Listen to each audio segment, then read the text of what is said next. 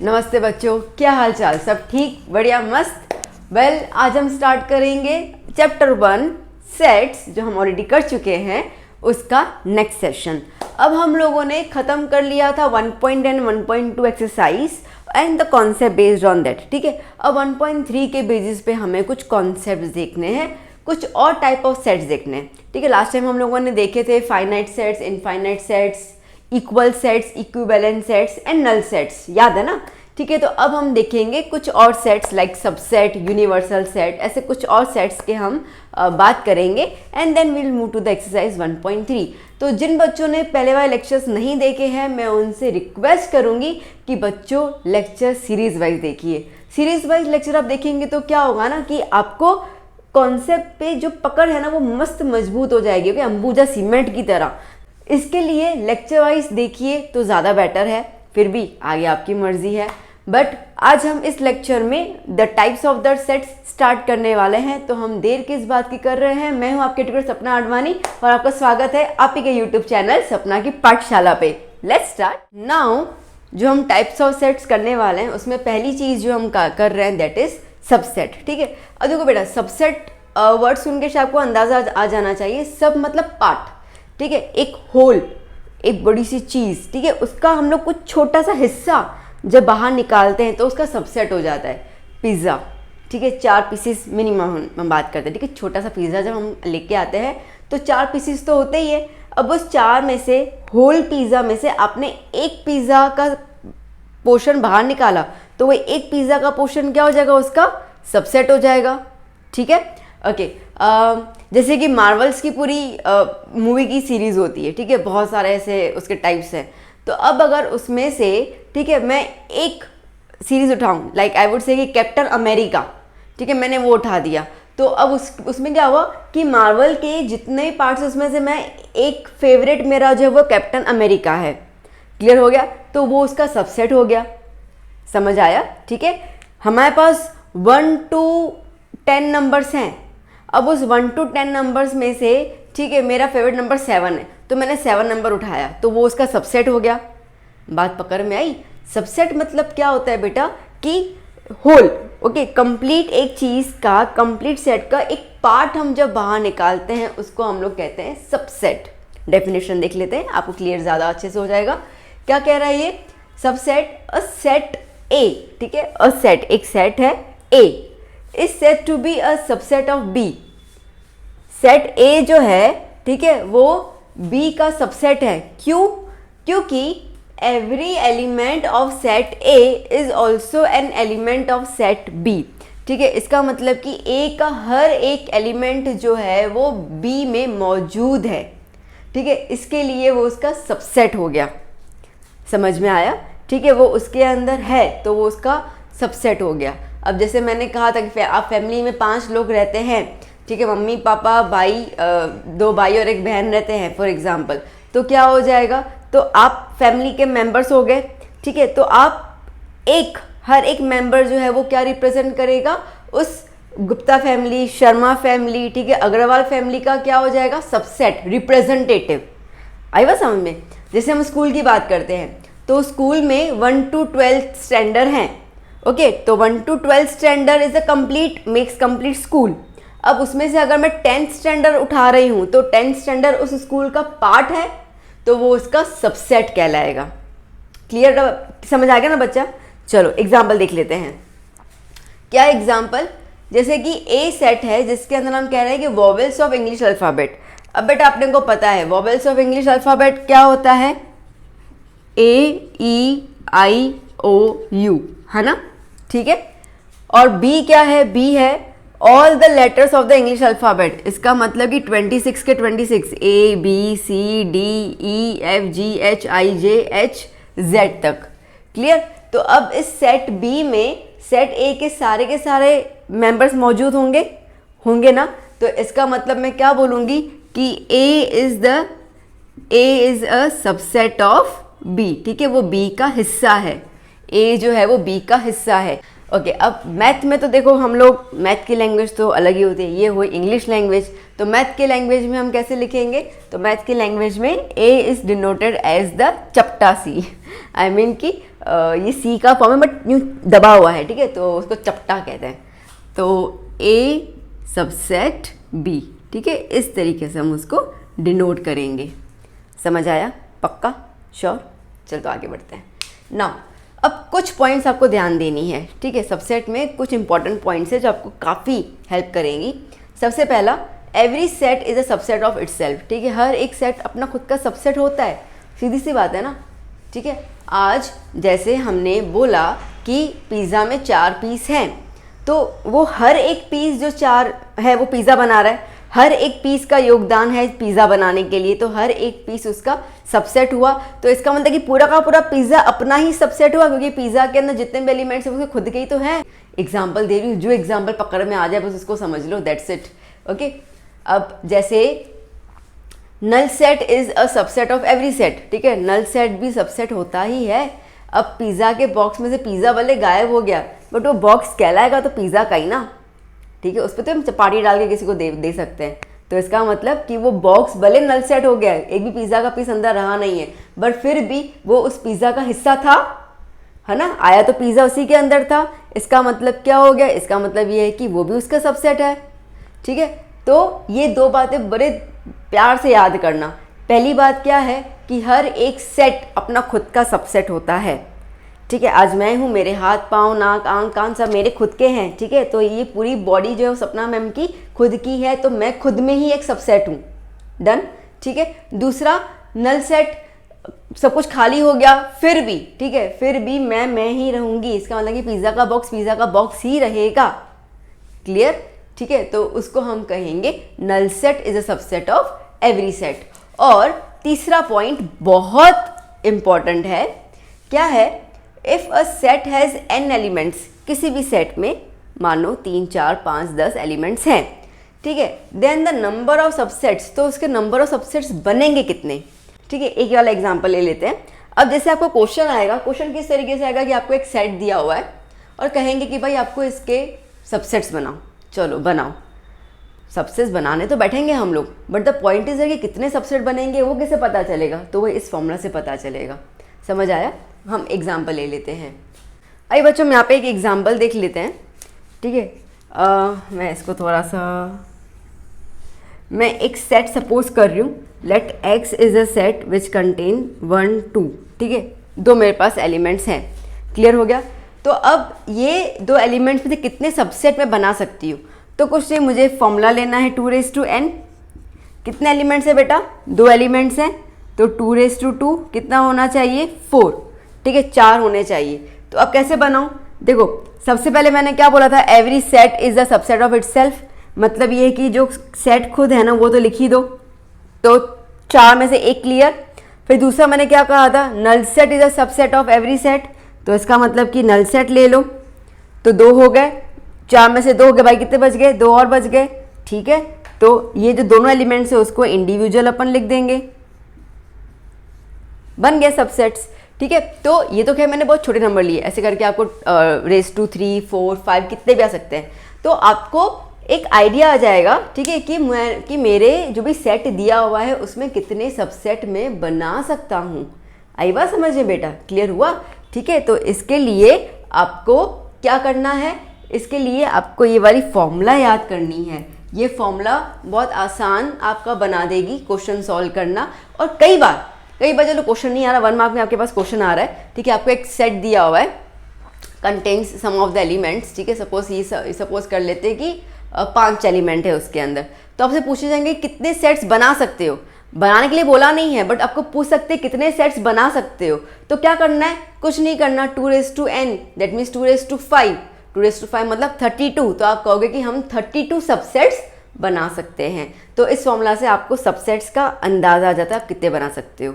Done, clear, समझ में आ गया ना बेटा? ठीक है, मतलब सबसेट क्या होता है, क्लियर हो गया ना? ठीक है, हर एक एलिमेंट, ठीक है, देखो हर एक जो एलिमेंट है वो अपने ही सेट में मौजूद है, उसको हम सबसेट कहते हैं। अब यहाँ पे आपको एक ही सेट के सबसेट्स निकालने को बोले, या तो फिर जैसे मैंने ये एग्जांपल दे दिया कि आपको 2 सेट दिए हुए और पूछा जा रहा है कि कौन किसका सबसेट है, तो जिस भी एलिमेंट जिस भी सेट के एलिमेंट दूसरे सेट में मौजूद है उसको हम कहेंगे सबसेट। तो ये दो तरीके से आपको आ सकते हैं, इधर एक सेट देकर पूछेंगे कितने सबसेट बन सकते हैं, या तो दो सेट्स देकर आपको पूछेंगे कि कौन किसका सबसेट है। समझ आया बेटा? क्लियर हो गया अच्छे से? ठीक है, चलो इतना नोट डाउन कर लो, फिर हम आगे बात करते हैं। Next is the proper subset and the super set. मतलब दो अलग अलग है, ठीक है, और मतलब ऐसा नहीं कि दोनों सेम है, दे बोथ आर डिफरेंट। क्या है? Let A and B be the two sets. ठीक है, ए और बी हम लोग दो सेट्स अज्यूम कर लेते हैं। And if A is subset of B and A is not equals to B. समझो कि हम एग्जाम्पल ले लेते हैं यहाँ पर कि ए के अंदर जो है वो 3 और 5 दो मेंबर्स हैं, ठीक है, और बी जो है उसके अंदर है 1 3 5 7 9 और 11, ये कुछ मेंबर्स हैं। ठीक है, अब क्या कह रहा है कि ए और बी दो सेट है जिसमें से A is the subset of B, है ना, क्योंकि ए के दोनों एलिमेंट्स जो है वो बी में मौजूद हैं, मतलब कि ए बी का सबसेट हो गया। बट बी में बहुत सारे और एलिमेंट्स हैं जो ए में मौजूद नहीं है, इसका मतलब कि number of elements are not same, they both are not equal. समझ में आ रही है बात? ठीक है, दोनों इक्वल नहीं है। बस इतना है कि ए के अंदर जो मेंबर्स हैं वो बी में मौजूद है, तो ए जो है वो बी का सबसेट है, बट ए जो है वो बी के इक्वल नहीं होगा। क्यों? क्योंकि ए में सिर्फ दो ही मेंबर्स हैं, जबकि बी में उसके अलावा बहुत सारे और एलिमेंट्स हैं जो ए में मौजूद नहीं है।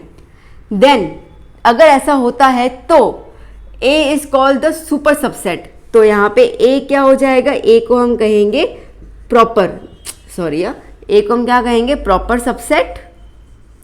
और बी क्या हो जाएगा? B is known as the super set. ठीक है, B is known as the super set. अब सुपर मतलब सुपर पावर, सुप्रीम पावर। ठीक है, सारे पावर्स उसके पास है, इसका मतलब कि ये जो सेट है ये संपूर्ण है, ओके, सुपर है, और उसके अंदर से ही एलिमेंट्स निकले हैं। तो ए को हम कहेंगे प्रॉपर सबसेट और बी को हम कहेंगे सुपर सेट। कंडीशन याद करना, कंडीशन ये है कि ये दोनों एक दूसरे के इक्वल नहीं हैं। अगर ऐसा क्वेश्चन आ जाए, ठीक है, अब सुनो मेरी बात को बहुत ध्यान से, फिर कहना मत कि ये बात पकड़ में नहीं आई। अब सपोज कि x के अंदर मेरे पास सेट्स हैं, ठीक है, 1 2 3, और y के अंदर मेरे पास है 3 1 2 मेंबर्स। ठीक है, अब देखो a का हर एक मेंबर जो है वो y में मौजूद है, x का 1 y में है, x का 2 y में है, x का 3 y में है, मतलब कि x का हर एक मेंबर y में मौजूद है। तो इसका मतलब ये है कि x जो है वो y का सबसेट है, और यहाँ पर y जो है वो भी x का सबसेट हो गया, बिकॉज y के भी सारे के सारे मेंबर्स x में अवेलेबल हैं। अगर ऐसा होता है तो हम कहते हैं x implies to y। ठीक है, x implies to y, इसका मतलब कि all the members of x are present in y and all the members of y are present in x। तो x is a subset of y and y is a subset of x। यहाँ पे कोई भी super set नहीं है, कोई भी proper subset नहीं है। क्यों? क्योंकि दोनों के मेंबर्स इक्वल हैं। ठीक है, यहाँ पे x इक्वल्स टू y है, दोनों इक्वल हैं, इसके लिए यहाँ पे सिर्फ सबसेट वर्ड आएगा। बट अगर मेंबर्स इक्वल नहीं है तो यहाँ पर नॉट इक्वल टू के हिसाब से a को हम कहेंगे प्रॉपर सबसेट और b को हम कहेंगे सुपर सेट। समझ आया बेटा? ये चीज़ इतना सा ही डिफरेंस है, समझ आया? एक और चीज़, अब अगर सुपर सेट को हमें डिनोट करना हो तो कैसे करेंगे हम लोग? ठीक है, तो हम ऐसे लिखेंगे b is the super set of a। कुछ नहीं, सबसेट का ये साइन है, ठीक है, इसका उल्टा कर दिया तो ये हो जाएगा सुपर सेट। ठीक है, ये हो जाएगा सुपर सेट, कोई घबराने वाली बात नहीं है। ठीक है, तो b is the super set of a, a is the subset of a is the proper subset of a and b is the super set of a। Clear हो गया? बात पकड़ में आ गई ना? ठीक है, बहुत हल्का हल्का डिफरेंस है। तो यहाँ पर अगर दोनों सेट्स में मेंबर सेम है तो we will say just subset, that's it. ठीक है, यहाँ पर x इक्वल्स टू y ध्यान देना, that means x implies y and y implies x। Okay, ये जो डबल एरो है ना, यहाँ पे डबल लाइन ऑन एरो, ठीक है, तो उसको इम्प्लाइज कहा जाता है। क्या कहा जाता है? इम्प्लाइज। लिख दूँ मैं? फिर आप भूल मत जाना, क्या कहेंगे हम उसको? इम्प्लाइज। ओके, और ये वाला super set and proper set. चलो अब आते हैं हम लोग थर्ड पॉइंट पे, that is a singleton set. अब आपको शब्द से पता चलेगा, सिंगलेटन मतलब सिंगल, ठीक है। इसका मतलब कि वो सेट जिसके अंदर सिर्फ एक ही मेंबर अवेलेबल हो, that is a singleton set. जैसे कि ए के अंदर सिर्फ 3 अवेलेबल है, दैट्स इट, और कोई मेंबर ही नहीं है, ठीक है। तो that is consider as a singleton set, simple, और इसमें कुछ भी मगजमारी नहीं है। Okay, fourth, power set. Power set क्या होता है? अब आपने ये लेक्चर शुरू से देख रहे हो ना, ठीक है। तो मैंने स्टार्टिंग में जब सबसेट की बात की थी, याद है अपन ने यहाँ पे कोने में सबसेट्स निकाले थे, कितने सबसेट्स होते हैं। अगर उन सब सबसेट्स को हम लोग एक सेट में लिख देंगे ना, that is the power set. बस इतना ही, समझ में आया? फिर से करें, चलो आ जाओ, टेंशन मत लो। मीनिंग देख लेते पहले, क्या है? The collection of all subsets of a set is called the power set. The collection of all the subsets of a set ए, ठीक है, सेट ए के सारे सबसेट्स को आप लोगे तो उसको आप पावर सेट बोलोगे। पावर सेट को हम लोग P ऑफ A से डिनोट कर रहे हैं। कितने एलिमेंट्स है वो फॉर्मूला मैंने आपको उसी में बता दिया, 2n में, ठीक है। यहाँ पर ही मैं कर दूँ, वही वाला एग्जाम्पल ले लेती हूँ, ठीक है, ताकि कोई दिक्कत नहीं हो हमें समझने में और सोचने में। जैसे कि A हमने लिया था 1 2, ठीक है, 1 2 ही लेती हूँ, ज़्यादा स्पेस नहीं है, 1 2। तो उस हिसाब से अगर मुझे इसके सबसेट बनाने हैं तो 2n मतलब कि 2 तो कितने बनेंगे? 4 सबसेट्स बनेंगे इसके, ठीक है। तो एक तो हम लोग जो सेट है वो खुद ही ले लेते हैं, दूसरा हम ले लेते हैं नल सेट, ठीक है, तीसरा सिंगल सिंगल सेट करके ले लेते हैं। क्लियर? ये मेरे 4 सेट बन गए। अब मुझे कहा जाए कि तुम इसका पावर ऑफ सेट निकालो, क्या करने का? कुछ नहीं करने का, ये बिगर सेट में ये सारे के सारे सेट डाल दो, दैट्स इट, ठीक है। कहाँ घबराने वाली बात है? यस, समझ में आया? ब्रैकेट चेंज नहीं करना, कर्ली ब्रैकेट ही रहता है इसके अंदर। तो हमने क्या किया, देखो अभी, अब मीनिंग समझो। The collection of the subsets of A, ठीक है, ए के सारे सबसेट्स को हम कलेक्ट कर रहे हैं एक सेट के अंदर। तो ये एक सेट में हमने इन सबको कलेक्ट कर लिया, उसको हम कहेंगे power set, that's it, done. समझ में आया? बस हल्का सा मीनिंग में डिफरेंस आ रहा है, ज़्यादा इतना सोचने की ज़रूरत नहीं है, ठीक है। हल्की सी चीज़ है, तो जो भी जिसका इम्पोर्टेंट पॉइंट है ना, उसको दिमाग में बिठा दो तो आपको मीनिंग्स क्लियर हो जाएंगे। डेफिनेशन तो कोई पूछेगा नहीं लिखने के लिए, आपसे समझ ही पूछने वाले हैं। तो अब मैं साइड हो जाती हूँ, okay. Just note it down each and everything clearly, then will proceed with the other points. Next is the subsets of set of real numbers. अब ये हमें पता है, ठीक है, हमें पता है कि जो भी नंबर्स है उसको हम कैसे सेट्स में लिखते हैं, the system of the numbers. तो बस उसी को ही हमें यहाँ पे थोड़ा एक बार दोबारा देख देना है। तो क्या है, जैसे कि फर्स्ट हमें पता है नेचुरल नंबर्स, ठीक है, जो स्टार्ट होते हैं 1 2 3 4 इन्फिनिटी। फिर हमें पता है होल नंबर्स जो स्टार्ट होते हैं 0 1 2 3 4 इन्फिनिटी, है ना। फिर होता है इंटीजर्स जो नेगेटिव से स्टार्ट होता है, यहाँ पर -2 -1 0 1 2, ठीक है, इन्फिनिटी, नेगेटिव और पॉजिटिव दोनों साइड, ये माइनस और ये प्लस में, माइनस और ये प्लस, ठीक है। फिर आता है हमारे पास रैशनल नंबर्स जो p/q फॉर्म में होते हैं, ओके। तो p/q फॉर्म में जो भी नंबर्स होंगे 1/2 -3/4, ठीक है, 11/7 वॉट, तो ये सारे हो जाएंगे। फिर आते हैं हमारे पास इरेशनल नंबर्स जिसको हम लोग s या शायद आपकी बुक में t दिया हुआ है, ठीक है, वो सारे के सारे होते हैं सर्ट्स, मतलब कि रूट्स वाले, like √2, cube root of 7, okay, 5th root of 21 and so on, इस तरीके के नंबर्स होते हैं। एंड लास्ट आते हैं रियल नंबर्स, दैट मीन्स कि रैशनल और इरेशनल नंबर्स का, ठीक है, मिक्सचर, जैसे कि 3 + √2, ओके, 7 √5, कुछ भी ऐसे नंबर्स। तो रियल नंबर्स में रैशनल और इरेशनल्स के प्लस माइनस से नंबर्स जुड़े होते हैं। तो अब देखो बेटा, इसके अंदर अगर हम इनका सबसेट बनाना चाहें तो आप देख सकते हो यहाँ पर कि n के जो भी मेंबर्स हैं, जो भी एलिमेंट्स हैं 1 2 3 4, वो सारे के सारे w में अवेलेबल हैं, मतलब होल नंबर्स में अवेलेबल है।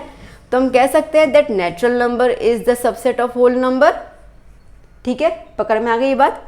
उसके बाद होल नंबर्स में 0 1 2 3 4 ये सारे के सारे देखो इंटीजर्स में अवेलेबल हैं, ठीक है। इसका मतलब ये है कि ये सारे के सारे होल नंबर्स इंटीजर्स के सबसेट हो गए। अच्छा, हमें ये भी पता है कि इंटीजर्स को हम लोग क्यू के फॉर्म में लिख सकते हैं, पी बाय क्यू के फॉर्म में, ठीक है। इनको भी लिख सकते हैं, इनको भी लिख सकते हैं। इसका मतलब कि ये सारे के सारे रैशनल नंबर की कैटेगरी में आ सकते हैं ना, ठीक है। सबके अपॉन में अपन 1 डाल दें, सबके अपॉन में हम लोग अगर 1 डाल दें तो इसका मतलब ये है कि वो सारे पी बाय क्यू के फॉर्म में आ गए। तो इसका मतलब कि सारे के सारे नंबर्स जो है वो रैशनल नंबर्स की कैटेगरी में आ सकते हैं, मतलब सारे के सारे मेंबर्स क्यू में अवेलेबल हैं। तो इसका मतलब ये हो गया कि ये जो हो गया वो भी क्यू में सबसेट हो जाएगा। डन, ठीक है। अच्छा, अब ये टी जो आप कह लो या एस कह लो, ठीक है, फॉर द इरेशनल नंबर्स, तो ये नंबर्स, ये वाले नंबर्स कैटेगरी में नहीं आते, ये नंबर्स कैटेगरी में नहीं आते। पर इतना पता है कि क्यू जो है वो रियल नंबर्स में आता है, ठीक है, और इरेशनल नंबर जो है वो भी रियल नंबर्स में आता है, ठीक है। तो ये दोनों रियल नंबर्स में आते हैं। ये है कि ये सारे के सारे नंबर्स जो है वो इरेशनल की कैटेगरी में नहीं आते हैं। Like natural number is not the subset of surds, ठीक है, irrational numbers. Whole numbers also not the subset of irrational numbers. Integers is also not the subset of irrational numbers. समझ में आ गया, ठीक है। नॉट सबसेट में U C बनाकर हम लोग डंडा खींच लेते हैं बीच में, तो वो हो गया नॉट सबसेट, ठीक है, वो उसके सबसेट में नहीं आता है। तो बेसिकली आपको सीरीज पता चल गई, ठीक है। तो सबसेट्स की सीरीज जो है वो ये वाली सीरीज आपको काफ़ी इंपॉर्टेंट रहेगी एग्जाम पॉइंट ऑफ व्यू से, 1 mark question point of view से काफ़ी आपके लिए हेल्प हो जाएगा। तो ये सारे के सारे एक दूसरे के अंदर आते हैं, ठीक है। दोबारा देख लो, n 1 2 3 से स्टार्ट हो रहा है, तो n के सारे एलिमेंट्स उठकर w में आ गए, ठीक है। तो w के अंदर o है बट वो n के अंदर नहीं है, तो n is the subset of w। एक बात याद आई, अगर n सबसेट है w का तो जो w है वो क्या हो जाएगा, सुपरसेट, ठीक है। ओके, इंटीजर्स में w की सारी रेंज जो आ रही है वो इसमें आ रही है, तो w is the subset of integers, ठीक है। फिर q आता है rational numbers, q rational numbers याद है ना, भूल तो नहीं गए बाबा? मैं ऐसा समझू आपको याद है और मैं कोई लिखूँ ही नहीं। रैशनल नंबर्स ये हो जाते हैं इरेशनल नंबर्स, ठीक है, और ये हो जाते हैं रियल नंबर्स। समझ आ गया बच्चा? ठीक है, क्लियर हो गया? तो ये सबसेट की सीरीज आपको काफ़ी हेल्प करेगी। So just note it down. Next topic is intervals as the subsets of R, ठीक है, intervals as subset of R. अब इसको हम एग्जाम्पल के तो पहले समझते हो ना, यूँ समझ नहीं आएगा, ठीक है। देखो, मैं 2 नंबर ले लेती हूँ a और b, और ये दोनों नंबर कैसे हैं, रियल नंबर्स हैं, ठीक है, और a जो है वो b से लेस देन है। तो मेरे पास एक सेट है x, ठीक है, उसके अंदर x मेंबर्स हैं सच दैट जो x है, ठीक है, वो a से छोटा है, आई मीन a से ग्रेटर है और b से छोटा है। तो x is greater then a and x is less then b। इतना क्लियर हो गया, ठीक है। तो अब इसके अंदर जो इंटरवल्स है वो 2 टाइप के आते हैं। क्या है, अब सुनना मेरी बात को बहुत ध्यान से। चलो पहले बता देती हूँ मैं, ठीक है। हमारे पास इंटरवल्स जो होते हैं वो 2 टाइप के होते हैं। एक को हम कहते हैं ओपन इंटरवल या ओपन एंड इंटरवल, और दूसरे को हम कहते हैं क्लोज्ड इंटरवल, ठीक है, क्लोज्ड इंटरवल। इसका मतलब क्या, अब मैं इस स्टैंडर्ड फॉर्म इक्वेशन को थोड़ा सा मैं वर्ड्स में, आई मीन नंबर्स ले लेती हूँ। तो मैं ये ले रही हूँ कि भाई ये जो है वो 5 है, ठीक है, और ये जो है वो 9 है। मतलब a को मैंने 5 ले लिया और b को मैंने 9 ले लिया। तो मेरे पास x के मेंबर्स हैं such that x is greater then 5 and x is less then 9। ये मेरे पास सेट है, ठीक है। अब अगर ये कहा जा रहा है कि इस सेट को आपको बनाना है ओपन इंटरवल के फॉर्म में, तो क्या करना है? ओपन इंटरवल का मतलब ये है बेटा कि मेरा जो सेट हो जाएगा उसके अंदर 5 और 9 इंक्लूड नहीं होगा, मतलब कि ये जो एंड पॉइंट्स है ना 5 और 9 वो इंक्लूड नहीं होंगे। तो ओपन एंड इंटरवल के अंदर याद करना, देखो मैं ऐसे लिखूं, ठीक है, याद करना बहुत अच्छी चीज़ है ये। 1 मतलब क्या होता है, ओपन, ठीक है, N stands for no end E stands for end point. इसका मतलब ये है कि ओपन के अंदर एंड पॉइंट इंक्लूड नहीं होगी, तो मेरे जो मेंबर्स होंगे वो कौन से हो जाएंगे, 6, 7, 8, ठीक है। 5 और 9 इंक्लूड नहीं होंगे, बात आई पकड़ में। 5 और 9 इंक्लूड नहीं होंगे मतलब कि 5 और 9 एक्सक्लूड है। उनके अलावा जो बीच में मेंबर्स आते हैं वो अगर हम लोग मेंबर्स लिखते हैं तो उसको हम कहेंगे ओपन एंड इंटरवल या तो ओपन इंटरवल, सिंपल से। इसको हम डिनोट करते हैं, इसको हम डिनोट करते हैं नॉर्मल ब्रैकेट से, ठीक है, नॉर्मल ब्रैकेट जो होता है वैसे हम डिनोट करते हैं। इतना क्लियर हो गया, इतना क्लियर हो गया। Next is the closed interval, ठीक है। अब मुझे इसे क्लोज में करना, इसका मतलब क्या है कि वो कह रहा है कि एक्स में मेंबर्स ऐसे लेना, ठीक है, कि एंड वाले भी इंक्लूडेड हैं, एंड वाले भी इंक्लूडेड हैं। तो जब एंड वाले इंक्लूडेड होंगे तो मेरा सेट क्या बन जाएगा, 5, 6, 7, 8, 9, ठीक है, इंक्लूडेड है। तो इस तरीके के क्लोज इंटरवल को मैं डिनोट कैसे करूँगी, मैं डिनोट करूँगी बॉक्स की तरह, डिनोट करूँगी बॉक्स में। ये हो गया मेरा क्लोज्ड इंटरवल। बच्चा बात समझ आ रही है, पकड़ में आ रहा है मैं क्या कह रही हूँ। देखो ओपन एंड इंटरवल में जो 2 एंड पॉइंट्स होंगे, जो 2 रेंज होगी ना, ठीक है, जो 2 रेंज है वो रेंज जो है वो इंक्लूड नहीं है तो ओपन, और अगर वो दोनों रेंज इंक्लूड हैं तो वो हो जाएगा क्लोज इंटरवल। कंप्लीट इतना, ठीक है। अब इसको याद करने का एक और तरीका देख लीजिए। देखो ओपन एंड इंटरवल, या मैं सिंपल ओपन इंटरवल लिखती हूँ, एंड मत लिखो कंफ्यूज हो जाओगे, ठीक है। ओपन इंटरवल में हम ब्रैकेट यूँ लगा रहे हैं, अगर मैं इस ब्रैकेट को इस तरीके से यूँ रखूँ तो कैसा शेप दिख रहा है, ओ की तरह दिख रहा है। तो ओ की तरह शेप दिखने वाला ब्रैकेट क्या हो जाएगा, ओपन एंड।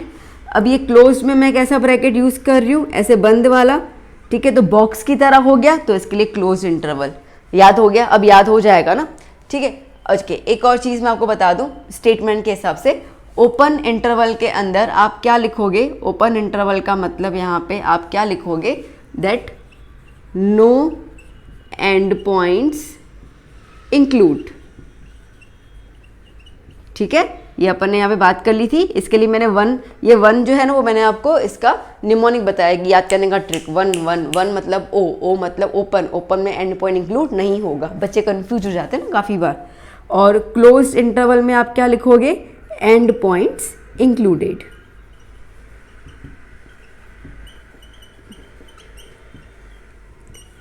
इतना बात पकड़ में आ गई, ठीक है। अब इसके अलावा ये तो हमारे 2 मेजर इंटरवल्स हो गए, इसके अलावा हम इनमें और 2 इंटरवल्स की बात करते हैं। मैं यहाँ पे लिख देती हूँ तो क्या कंटिन्यूटी रहेगी आपकी लेक्चर के अंदर।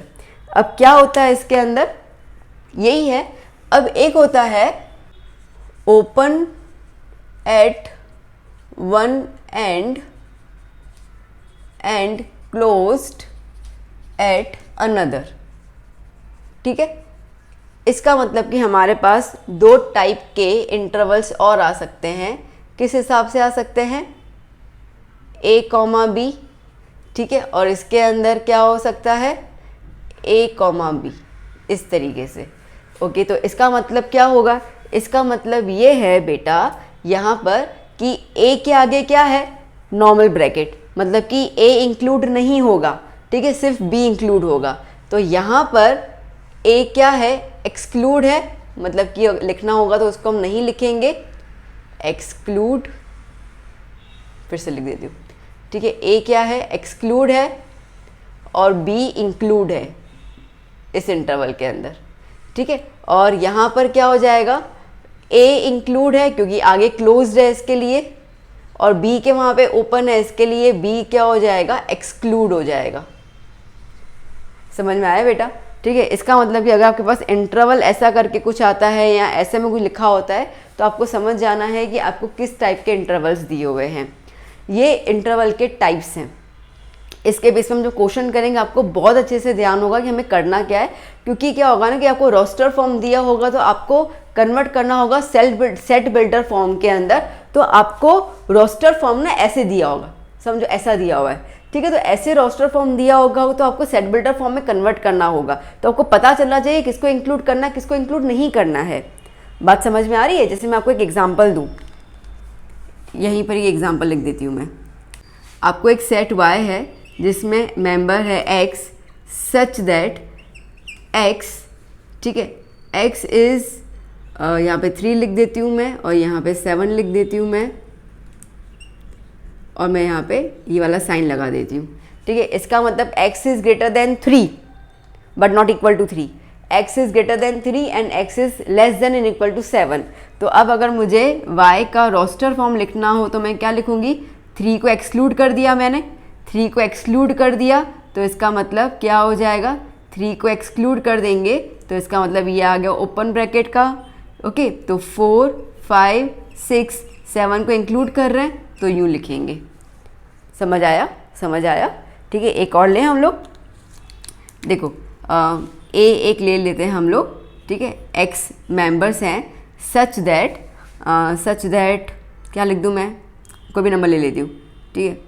6 less than x is less then 11, ठीक है। और मैं यहाँ पे साइन लगा दे रही हूँ, इसका मतलब कि 6 इंक्लूड है। तो अब अगर मुझे इसका रोस्टर फॉर्म लिखना है तो इंक्लूड वाले में मैं बॉक्स बना दूंगी, 6, 7, 8, 9, 10, 11 एक्सक्लूड है, तो ये हो गया। अब पकड़ में आ गई बात बेटा, समझ आ गया किस तरीके से करना है, ठीक है। इंटरवल फॉर्म एक बार फटाफट से रिकैप कर लें इस चीज़ को। देखो इंटरवल में सबसेट्स के हिसाब से हमने 2 मेंबर्स ले लिए हैं सॉरी, वो दोनों रियल नंबर बिलोंग करते हैं, और इस तरीके से है कि ए जो है वो लेस देन बी है। तो ये हमारा स्टैंडर्ड फॉर्म मैंने बता दिया। अब स्टैंडर्ड फॉर्म की जगह अपन जो मेन कॉन्सेप्ट उसको समझते हैं। तो इंटरवल्स बेसिकली 2 मेन टाइप के हैं, एक है ओपन इंटरवल और दूसरा है क्लोज्ड इंटरवल, ठीक है। तो ओपन इंटरवल जो है उसको हमें याद करने के लिए हमने ब्रैकेट याद कर लिया कि ओपन इंटरवल के अंदर ब्रैकेट जो है वो नॉर्मल कर्व ब्रैकेट आता है, ठीक है। तो यू कर्व ऐसे रहता है, तो ओ की तरह दिख रहा है तो ओ के हिसाब से ओपन। तो ओपन में क्या है, ओपन में ऐसा है कि जो 2 एंड पॉइंट्स हैं सॉरी, जो 2 एंड पॉइंट्स है वो इंक्लूड नहीं होंगी, ठीक है। तो हमने यहाँ पे एग्जाम्पल क्या ले कि एक्स मेंबर है such that x is greater then 5 but x is less then 9, और यहाँ पे 5 और 9 इंक्लूड नहीं है। तो हमारे पास इंटरवल क्या हो जाएगा 6, 7, 8। तो मैंने इसको नॉर्मल ब्रैकेट में रख दिया, कर्व ब्रैकेट में। क्लोज इंटरवल के अंदर इसी को लिया और मैंने एंड पॉइंट्स को इंक्लूड कर दिया एंड पॉइंट्स को, तो मेरा आ गया क्लोज ब्रैकेट। क्लोज मतलब बॉक्स बन गया, बॉक्स मतलब बंद होता है, तो उसको क्लोज याद कर सकते हो। अब इन दोनों को मिला जुला के 2 और टाइप के आ जाते हैं, ठीक है। अब इनका कोई स्पेसिफिक नाम नहीं है, तो इसके लिए हम लोग सिर्फ इसको डिटरमाइन करेंगे कि अगर ये वाला ब्रैकेट आगे है मतलब कि ए को इंक्लूड नहीं करना है और बी को करना है, अगर ये वाला ब्रैकेट आगे है मतलब ए इंक्लूड होगा और बी इंक्लूड नहीं होगा। तो उसके हिसाब से हमने एग्जाम्पल देख लिया, क्योंकि आपको रोस्टर फॉर्म में लिखना होगा तो आप इस तरीके से लिखेंगे, और रोस्टर फॉर्म को आपको सेल्फ बिल्डर में कन्वर्ट करना होगा तो भी आप कर लेंगे। समझ आई बात, ठीक है। तो बेटा इसमें क्या हो गया, क्या लिखा हुआ है कि x is greater than 3 but x is less than and equal to 7। तो यहाँ पे एंड पॉइंट इंक्लूड की गई है, तो यहाँ पे बॉक्स ब्रैकेट आ गया, यहाँ पे ओपन ब्रैकेट आ गया, ठीक है। यहाँ पे 6 इंक्लूड है, 11 इंक्लूड नहीं है, तो यहाँ क्लोज ब्रैकेट आ गया, यहाँ पे ओपन ब्रैकेट आ गया। समझ में आ गया, क्लियर हो गया, ठीक है। अब अगर हम लोग इसको थोड़ा सा नंबर लाइन के थ्रू समझते हैं, यहाँ पे देख लेना बेटा थोड़ा सा। तो समझो कि मेरे पास 4 नंबर लाइन है, ठीक है। ये 1, 2, 3, 4 नंबर लाइन है, ठीक है। और इन चारों पे ये रहा मेरा ए बी ये पॉइंट्स हैं, ठीक है। जस्ट एक रिप्रेजेंटेशन बता रही हूँ मैं आपको, ज़्यादा कुछ नहीं, घबराना मत, ठीक है। ये हो गया। अब देखो, अब अगर मैं ये डिनोट करूँ कि मेरा ओपन ब्रैकेट है मतलब कि एंड पॉइंट्स इंक्लूड नहीं होंगी, मतलब कि मैं सिर्फ और सिर्फ ए और बी की तरफ का जो पोर्शन है उतना ही लूँगी, ठीक है। ए और बी इंक्लूड नहीं करूँगी। समझ आ गया। अब क्लोज्ड में क्या है, ए और बी इंक्लूड करना है, मतलब कि इन डॉट्स से लेकर बीच की पूरी लाइन इंक्लूड हो जाएगी, मतलब कि ए और बी इंक्लूड हो गए।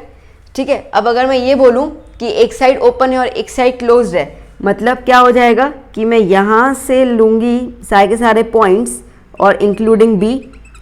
ठीक है, और जैसे हमने फोर्थ लिखा था वो वाला कि ए इंक्लूड है बट बी एक्सक्लूड है, तो इसका मतलब कि ए पॉइंट को कंसिडर करते करते करते आप बी की तरफ जाओगे पर बी को नहीं लोगे।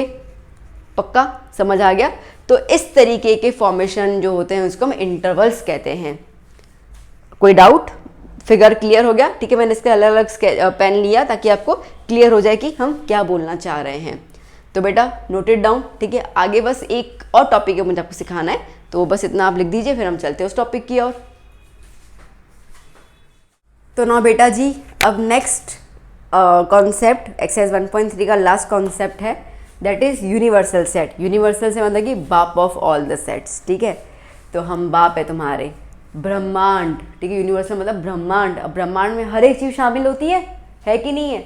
ठीक है, इस पूरे ब्रह्मांड में एक गैलेक्सी है, गैलेक्सी मिल्की वे वाला है, उसमें हम रहते हैं, अर्थ है, न जाने क्या क्या है, फलाना डिंगरा, ठीक है, न जाने क्या क्या है, उफ।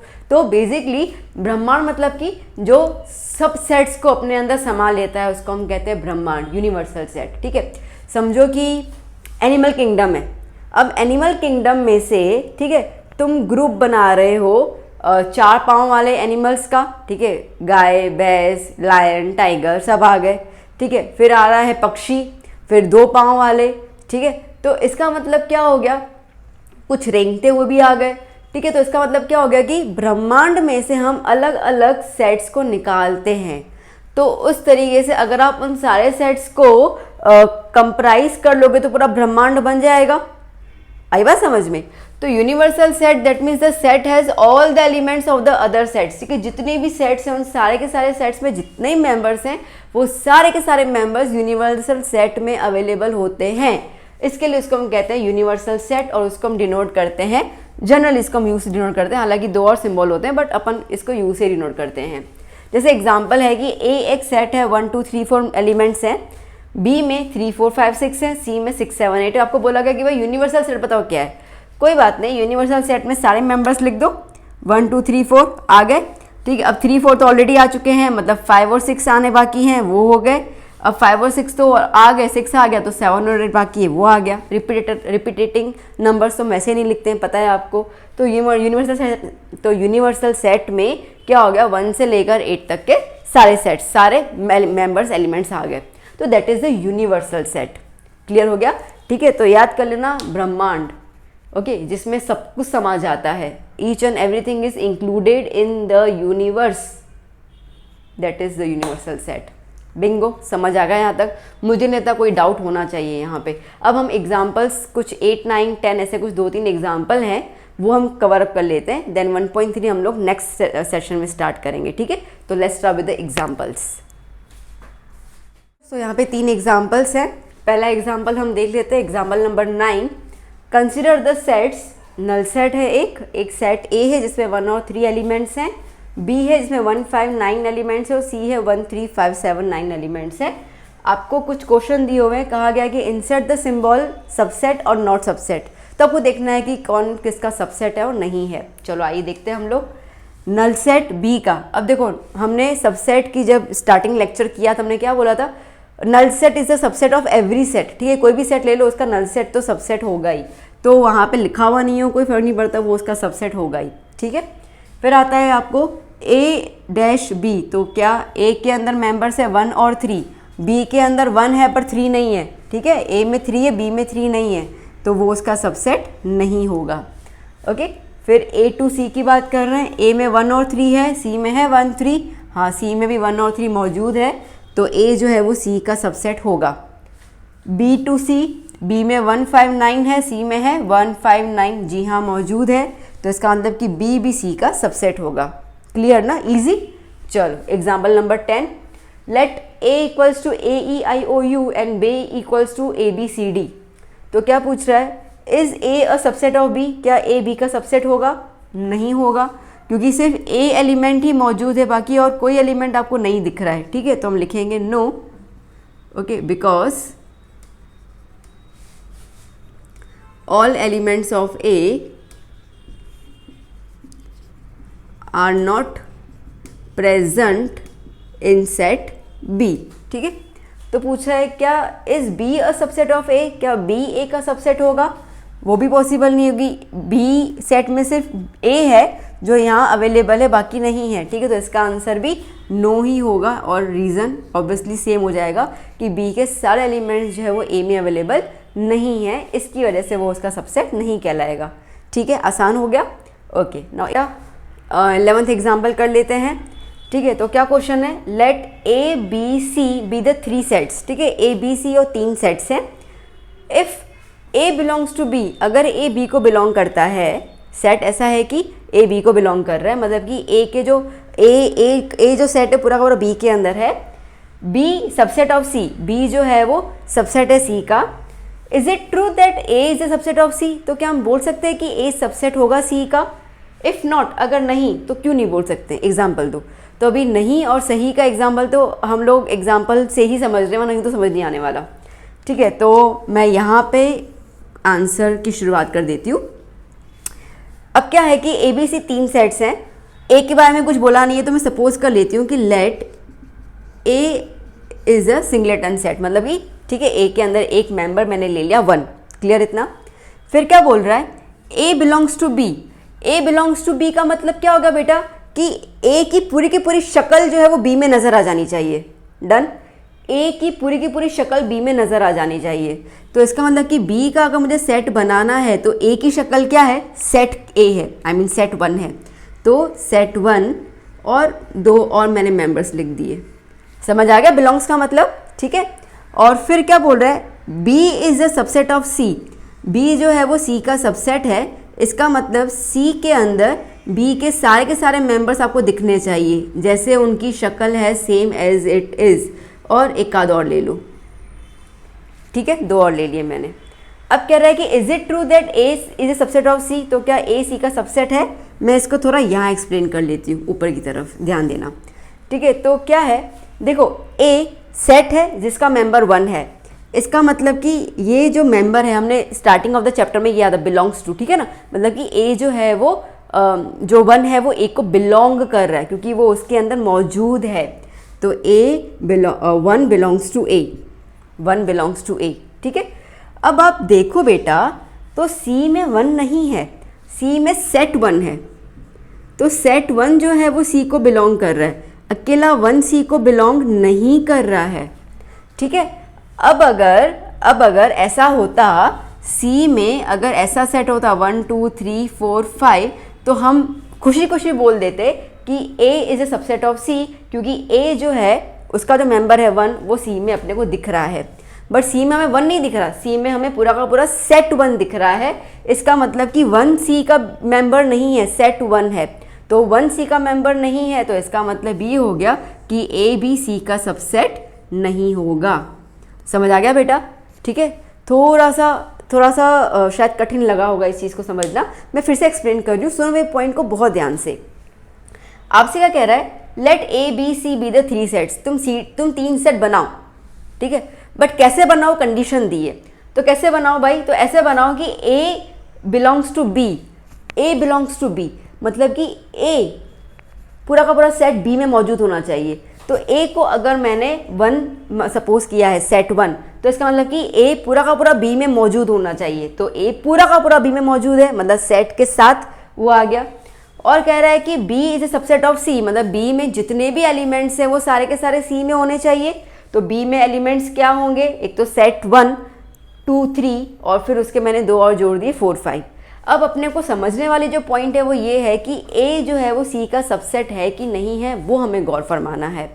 तो देखो अभी बेटा हम पहले ए से स्टार्ट करते हैं। सेट ए का मेंबर क्या है, 1 है। That means the member belongs to A, that means 1 belongs to A. Point clear? ठीक है, डन। ओके, अब हम देखते हैं क्या 1 बिलोंग्स टू सी, बट नहीं, हमें सी के अंदर तो सेट 1 दिख रहा है, 1 नहीं दिख रहा, सेट 1 दिख रहा है। तो इसका मतलब ये है कि set 1 belongs to C, not 1 belongs to C. तो ए का मेंबर 1 है बट सी का मेंबर 1 नहीं है, तो जब मेंबर ही नहीं है तो ए कहाँ से सी का सबसेट होगा। So that's why A is not a subset of C. अब क्लियर, अच्छे से समझ आ गया? ठीक है, अब पहले मैं साइड हो जाती हूँ, आप इसको नोट डाउन कर लीजिए, फिर आगे हम बात करते हैं। सो बच्चा जी, कैसा लगा सेशन? अच्छा, ठीक है, समझ आया हर एक पॉइंट? फिर भी कुछ डाउट हो तो कमेंट सेक्शन में ज़रूर पूछिए। Okay, I will resolve your query. अगर मुझे लगा कि डाउट कुछ ज़्यादा भयंकर वाला है तो मैं शायद वीडियो बना दूँ उसके ऊपर और सिंप्लीफाई करने के लिए। Well, I tried my best to simplify the points and the statements जो उन्होंने दिए हुए थे हम लोगों को। अब हम लोगों ने एग्जाम्पल से फिनिश कर लिए और कॉन्सेप्ट भी देख लिया। In the next section we will start with the 1.3 exercise. ठीक है, टिल देन अब अच्छे से इसको पूरा ब्रशअप कर लीजिए, दिमाग में घुसा के बैठा दीजिए कि क्या क्या सबकी मीनिंग है, क्योंकि मीनिंग में क्या ना बारीकी बारीक का डिफरेंस है। ठीक है, तो इसके लिए आपको प्रैक्टिस करते करते ही आएगा। और मैंने आज का कोटेशन में ऐसा ही लिखा है। क्या कोटेशन लिखा है? The only way to learn math is to do the math. ठीक है, तो मैथ लर्न करने का एक ही तरीका है, मैथ करना पड़ेगा और कोई आपके पास जरिया नहीं है। ठीक है, कोई जादू की छड़ी नहीं घुमा दी और आपको मैथ्स आ जाएगा, तो you have to practice. Well, session कैसा लगा ज़रूर बताइएगा। Please give me your positive comments. अच्छा लगा हो तो लाइक ज़रूर कीजिए, सब्सक्राइब कीजिए। चैनल पे नए हैं तो आप, जो नए हैं उनसे रिक्वेस्ट दोबारा करूँगी कि पिछले वाले वीडियोस भी देखते हुए आई है, ताकि आपके जो नींव है चैप्टर की वो पूरी मजबूत हो जाए। एंड प्लीज़ अपने फ्रेंड्स को वीडियो शेयर कीजिए, रिक्वेस्ट कर रही हूँ मैं आपसे। मिलते हैं हम लोग नेक्स्ट सेक्शन में with exercise 1.3। Till then do study, do hard work. Bye bye, take care.